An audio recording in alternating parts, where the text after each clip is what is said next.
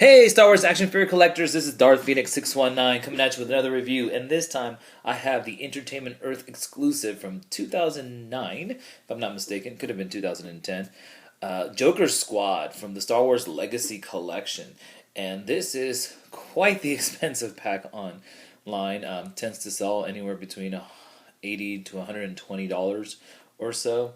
Some of the loose figures range between 20 and 50. Darth Maleval, Lord Maleval being the most expensive.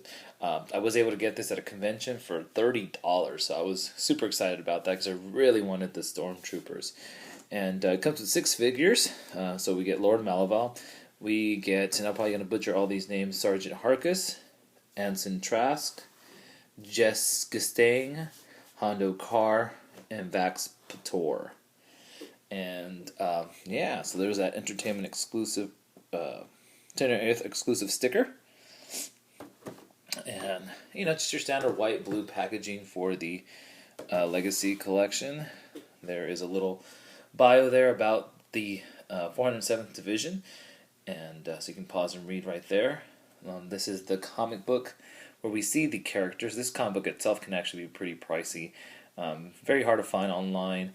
I was able to get it at a convention for $5, and that was half off. Usually Legacy comic books I'm able to find for $1.50, so I really wanted it because it's a really good story, and the art, as seen up here in this little corner, is actually really good. I do like the art. And then there's some shots of the different figures. So let's go ahead and crack this bad boy open. Alright guys, I'm going to start with Lord Maleval. Let's kind of start with my favorite figure from the set. Now I've already reviewed Maleval, so if you want more of a detailed review of him, please check out the link below. It's an older review, so you're going to have to excuse my maybe monotone voice or the image quality, but I will go over the figure, just but not take as long as I did last time. So great facial sculpt, wonderful. I think they did a fantastic job, especially with the tattoos, with the black markings. Very nice. Really love the chest piece on this guy. Really, really cool. Just that eye and the gunmetal paint taps that they use just really is nice. So, excuse the lighting, guys. And then there's this plastic piece right here. Kind of a softer plastic, which I really do like as well. And yeah, the cloak is removable. It has a wire here at the bottom, so you can play with it, and there's actually a wire here too around the collar. So, and he does have the oversized hood, but it does look kind of cool draped on him. So here's the figure without the robe. Great shoulder pieces once again, just really nice molding on the back here, really good. And there's some soft good skirt here. And then underneath the figure, great details, great sculpting on the boots, very nice.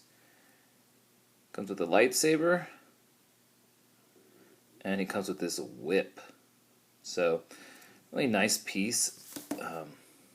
Does come apart here, but it's not a big deal. Just goes back in. Really nice detail on that whip as well.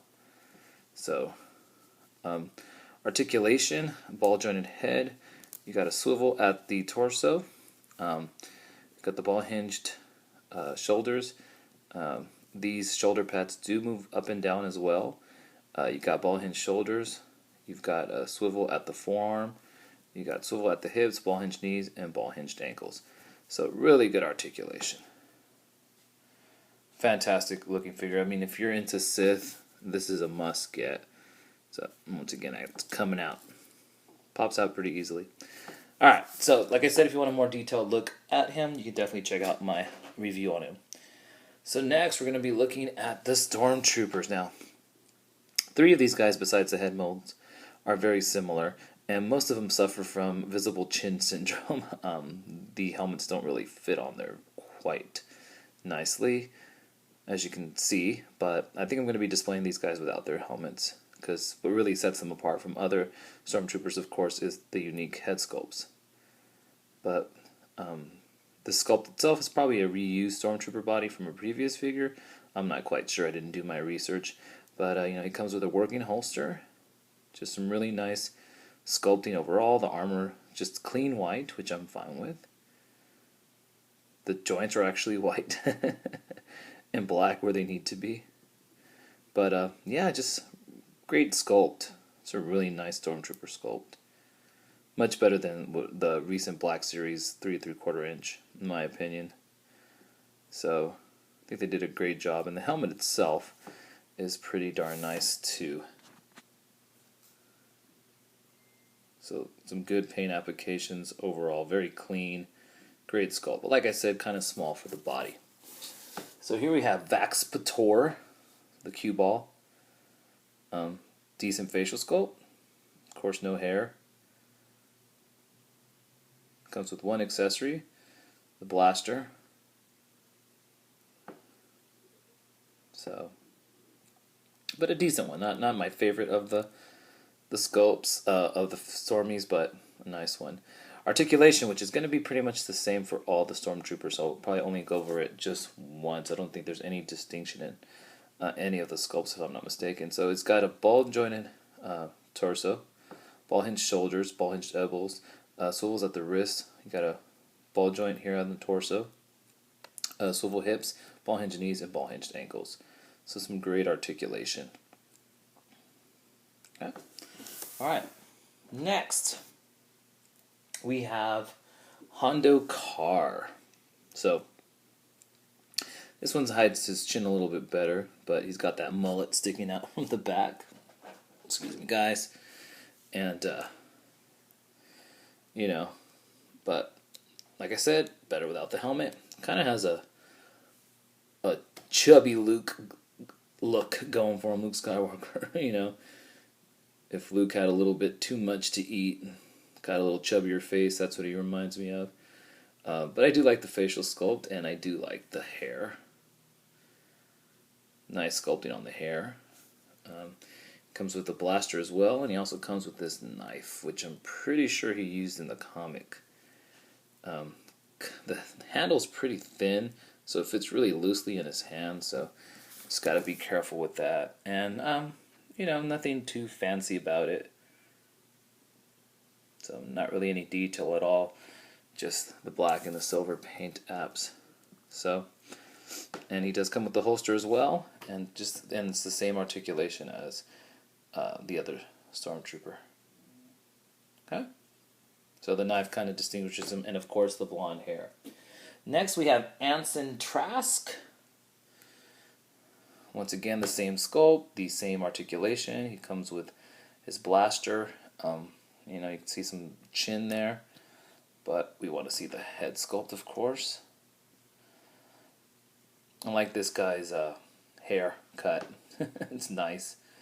The paint apps are kind of sloppy here. It's not, the hair's not painted here on the bangs as well as it could have been. But, the rest of it's pretty nice. It's got a very distinct facial sculpt in my opinion. And he's got just, the same articulation and same sculpt as the other Stormtroopers. Okay. Next, we have a little variation. So now we have our only female Stormtrooper ever released. So her helmet fits on pretty good, though it is raised slightly higher. And let me compare her body type to a male. As you can see, much thinner around the waist. She is the same stature. So the waist and is a lot thinner. Well, not a lot, but you can definitely notice more of a feminine figure on her. And same thing with the chest armor. Just a distinctive plate compared to a male.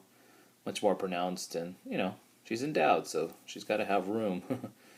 The back as well, there are some differences. So just kind of a different back piece there. And her belt does not come with a holster, so she does not have a holster.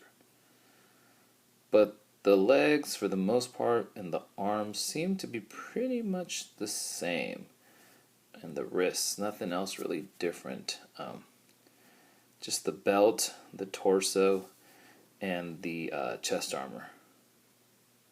But you know, she looks feminine. Like she looks like if I were to see the Stormtrooper on the battlefield, we'd be like, "Is that a woman?"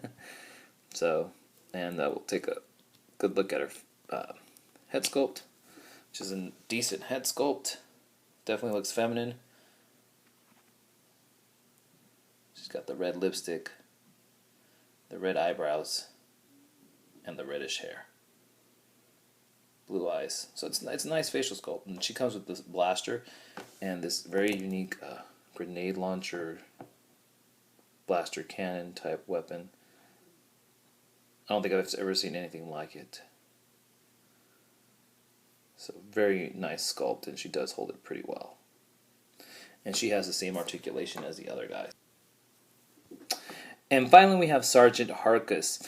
And what really makes him distinct, of course, is the kind of a yellow-green, mustard yellow almost, trim on the arms, to show that he is of rank. So that pretty much the only difference. The articulation and the body sculpt are the same, and of course you do have a different head sculpt. And this is probably my favorite because of just, it just looks good. He's got the beard, the mustache, the goatee, the brownish hair with the blonde highlights. I really like this facial sculpt, so he's my second favorite figure in the pack after Maleval. And he just looks really good, so I'd definitely be displaying him without his helmet. The paint could have been a little neater here on the edges or whatever, but overall, I think he looks really cool. Okay? Alright. So, instead of wasting time lining them all up, I'll just kind of show you the packaging again. Once again, fantastic pack just for the unique head sculpts on the Stormtroopers, the female Stormtrooper, Jessica Stang, and the fantastic Sith figure Lord Maleval. It's an expensive one, but if you can find it for a good deal or get these guys loose for a good deal, highly recommend them. So until next time, you guys, may the Force be with you.